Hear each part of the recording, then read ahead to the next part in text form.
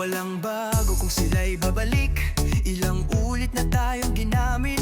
Panahon na para tumindik, wag na tayong muling malukot malupi. Ilang taon na ba tayong naghihintay? Pangako'y paulit-ulit-ulit, puro sablay. Mga pangalang kilala, pero bakit bayan natin tila ba lalong pumapangit? Abalos, Binay, Cayetano, oo nga ba? Sila ba'y para sa masa o sariling kabiglang ba?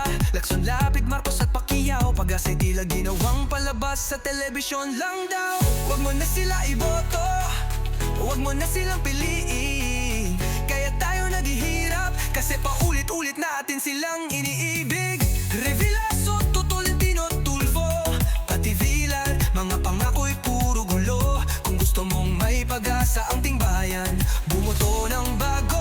Huwag yung sanay sa korupsyon at kasinungalingan. Ginawa na tayong tanga, ilang eleksyon na, pero tayo pa rin ang nawawalan ng pag-asa. Pera ng bayan ginawang bulsa, habang ang masa naghihirap at gutom sa kalsada. Ang boto mo'y hindi basura, huwag mo ibigay sa may bahid ng kasinungalingan. At drama sa Senado, kailangan ay bago, hindi yung ginamit na ang pwesto para lang sa pansarili nilang ego. Hindi pa huli, kaibigan, tayo ang may hawak ng kinabukasan. Kung sawa ka na sa kasinungalingan, bumoto ng tama, wag sa halangang bituk at may masamang balak.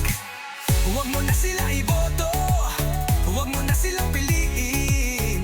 Kaya tayo naghihirap kasi paulit-ulit natin silang iniibig. Revilla, Soto, Tolentino, Tulfo, pati Villar, ilang ulit pa bang maloloko? Tama na, sobra na ang kanilang drama.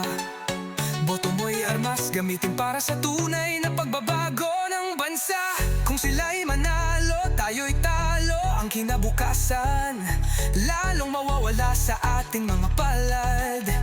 Kaya ngayon pa lang, magising ka kabayan. Ang boto mo'y pag-asa, huwag mong sayangin sa mga halang.